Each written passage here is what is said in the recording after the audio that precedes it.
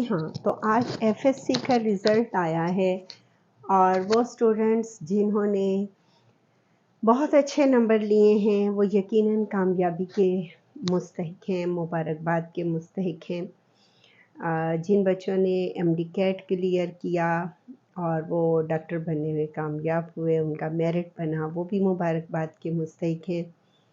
लेकिन दूसरी तरफ मैं कहना चाहूँगी कि हमारे वो बच्चे जो एमडी कैट क्लियर नहीं कर सके या वो एफएससी में उस हद तक नंबर हासिल नहीं कर सके, उनको मायूस होने की या घबराने की हरगिज़ ज़रूरत नहीं है। ज़िंदगी का मकसद सिर्फ डॉक्टर बनना नहीं है। अगर आप ज़हीन हैं, आपको अल्लाह पाक ने एक ऐसा दिमाग और सोच दिया है, तो आप ज़िंदगी के बाकी शोबाजात में भी कामयाब हो सकते हैं।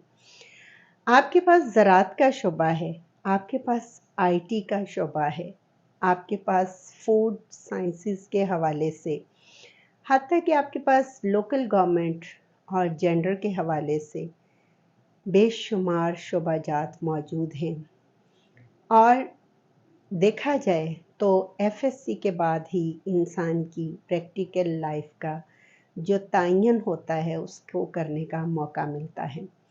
मैं आज के रिज़ल्ट के बाद वालिदैन से गुजारिश करूँगी कि बेटा हो या बेटी, उसको यहाँ पर हौसला दें, गाइड करें और उसके सामने मुख्तलिफ़ प्रोफेशंस रखें और उससे काउंसलिंग करें, क्योंकि हमारे यहाँ करियर काउंसलिंग के हवाले से बच्चों को ज़हनी तौर पर तैयार ही नहीं किया जाता, जिसकी बुनियाद पर वो समझते हैं कि शायद अगर हमारा मेडिकल में दाखिला नहीं हुआ तो हम मायूस हो चुके हैं। ऐसा नहीं है।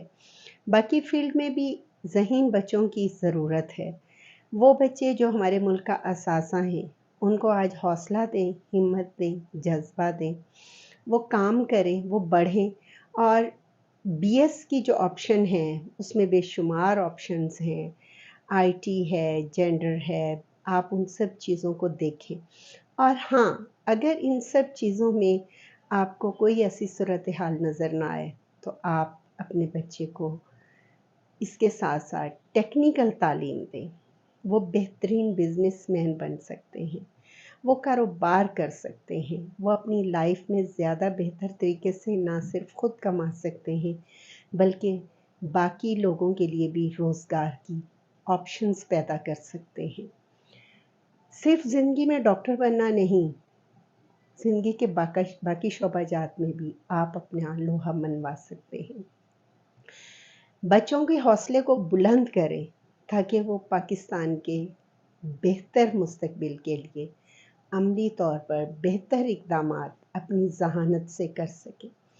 हम उन्हें इंसानियत की बात करें, हम उन्हें दूसरों की इज़्ज़त एहतराम की बात करें, हम नंबरों की दौड़ से निकलें और बच्चों को मुफीद, कामयाब इंसान बनाने के लिए